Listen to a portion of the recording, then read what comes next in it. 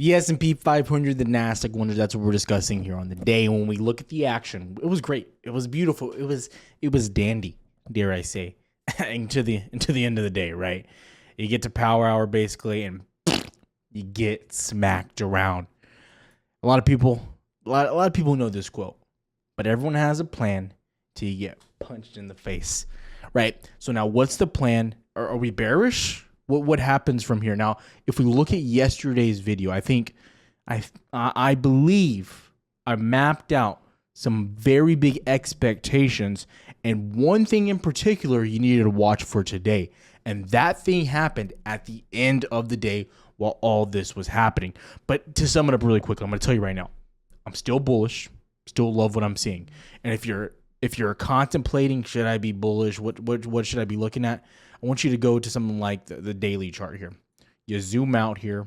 You take a good on zoom and identify where you're at. Okay.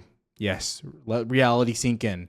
You had a 200-point drop after a 2,000-point rally.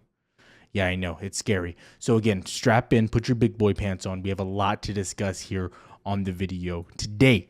Okay, now before we go into that, I ask you to do two things. Consider liking and subscribing. Helps out tons. I'm not going to beg. I'm not going to plead. But every day, Monday through Friday, we give you the absolute sazul, the sauce, if you will, right? So tap in. Make sure you're ready for that content. The Discord link is down below if you're interested, but I believe we're sold out. The new year is coming up around like 10 days, so be on the lookout for spots that will open up around that time. If you're not following on Twitter, I recommend doing so, because a lot of this stuff will be found on Twitter as far as charts, what we're looking for, what I want. A lot of free information there. You can follow along with the $3,000 account, things along those lines. Make sure you're checking out Twitter. The link is down below for that as well. Okay, let's dive in.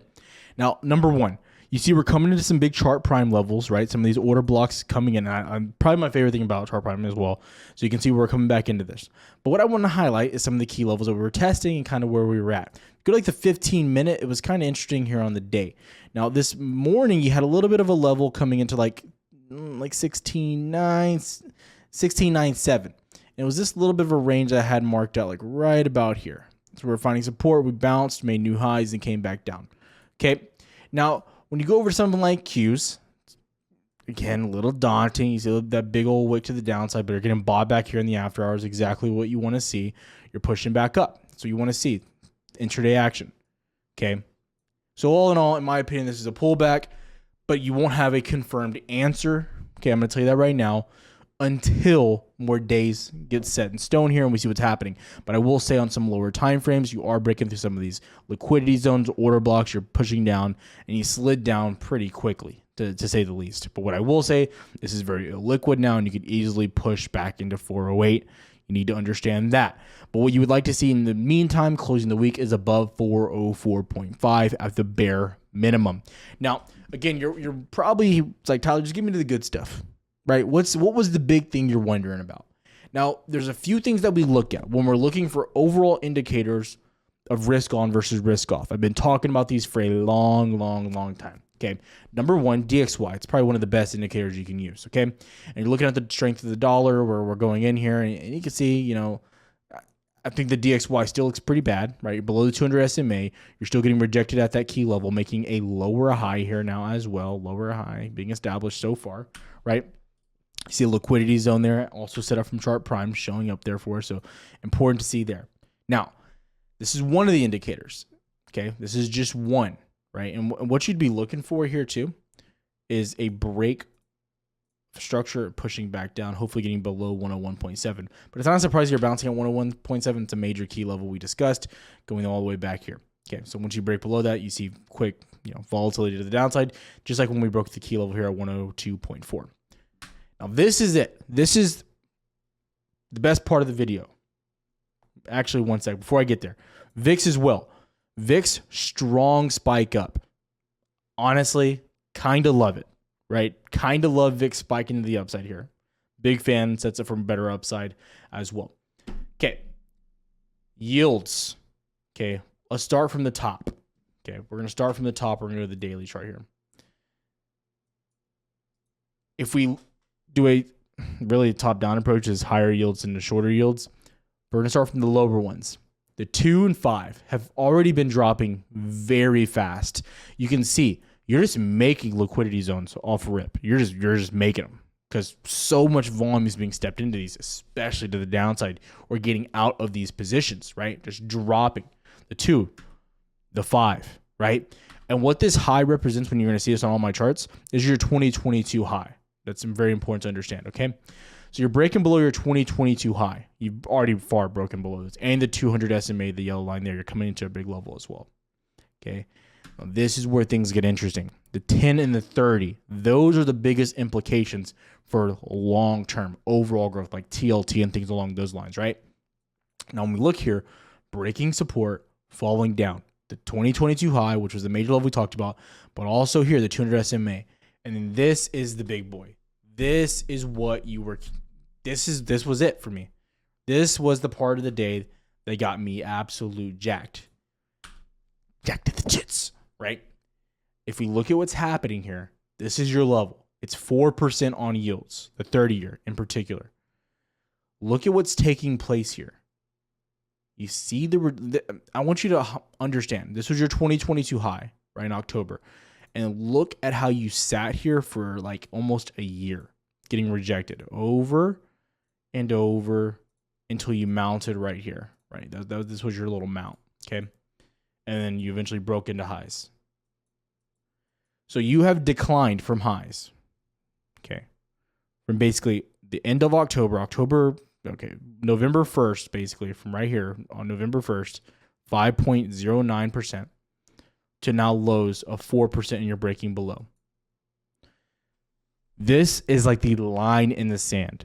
You get stuck below this and it could propel you to a lot of upside. For instance, you ran on the stock market from essentially January 1st all the way into the end of July on SPY. The whole entire time. That's where a lot of the bulk of your move came this year. That is where most of your move, essentially all of your move came from here on SPY. January 1st, you can even go to October when that really started, all the way into highs right here in July, into July. A 28% move on the SPY from lows. Okay, QQQ, the Nasdaq. What happened here? Again, from essentially October, that timeline, all the way into July. A 51% upside move. Okay. Again, please understand the implications and why this matters. I'm going to break it down a little bit more. You got below this in November. This is November 2022. Okay, so maybe a little bit more wiggle room from the bottom, but still. Okay. Now you get below this and things get interesting. This is where things really get interesting. Because right now, what was the catalyst from essentially July into end of October that held us down or pulled us back overall on Nasdaq and everything in general, all futures, right? This little flag. What was the catalyst? It was the rising of inflation, once again, that propelled a big problem, and overall yields pumping, okay? The 30-year yield in particular, but all of them pumping, okay? They all were pumping. All went crazy. And again, this is probably one of the more boring videos I'm going to cover. This just explaining my thesis here so you understand. Okay, you went from July into essentially the end of October straight up. This fast, almost as fast as the move back here you had in August 2022. Just straight up. Okay, that was what happened. Now I'm telling you, and again, a bulk of your upside move came when you were below 4%. Not just dropping straight down, just sitting below, trending below. Okay. This is my opinion. Okay. So just bear with me. You were moving because of what was happening across the board with interest rates and what that meant for the market. Now let's talk about what's different right now from when you're breaking below 4% and what's different from last year when you were breaking below 4%.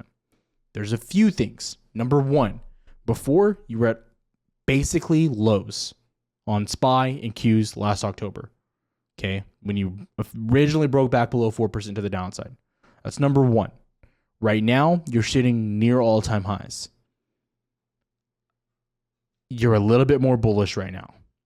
Number two, go a little bit further. Interest rates are literally at highs. They were like 7.7% for like some mortgage. The average mortgage loan was like the high. Today it came out. You know what it came out today as? I went over this with Discord already this morning. Again, absolutely love it. Your previous month was 7.07%, your average 30-year mortgage. Today you came out at 6.83 over a month. Almost a 0.3% drop on the fixed 30-year mortgage. And the Fed hasn't even cut rates. This shows the direct correlation from what's happening with the 30-year yield and how it drops and how it affects the market. This will not only just affect mortgage rates, but interest rates across the board and loan rates. Okay? Understand that. What's also changed with where you're at here? Now the Fed is mentioning the potential for rate cuts this year coming up. Now, to be fair, I don't think that happens. At the bare minimum, the earliest it could happen for me is summer. It's the earliest. If it happens before then, I think it's bad. That's my opinion there. Putting that on the board, that would also propel rates to drop down as well. If you have yields dropping, okay, yields dropping and rate cuts potentially this coming year or over the next few months.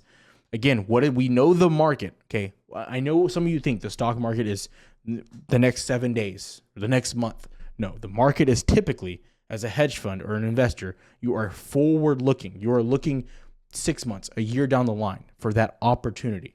Okay, I'm just saying, logically speaking, what has propelled us and carried us over the past year looks to almost be even better over the next few months. And yields paint the best picture, okay? That's why today, Bank of America came out and said specifically, if rate cuts happen in the first half of the year, the best play in the entire market, it was not an equity, it was not a stock, it was 30-year treasury bonds. That was their pick. It wasn't anything crazy, right? And what was their pick last year with Morgan Stanley as well, in 2022? It was volatility indexes. Okay? So again, very important to realize what's taking place here and what big money is talking about here. Again, I know we like to imagine that everything is rigged and everything is all this and whatever. At the end of the day, I don't care if it's rigged. I care about how I'm going to make money in the next few months in the stock market. So far, the strategy has worked. So hopefully this is getting through to some people's brains. Now, some people, I know you're going to be bearish, you're going to be whatever. Cool. In the grand scheme of things, you have one red candle after all this movement.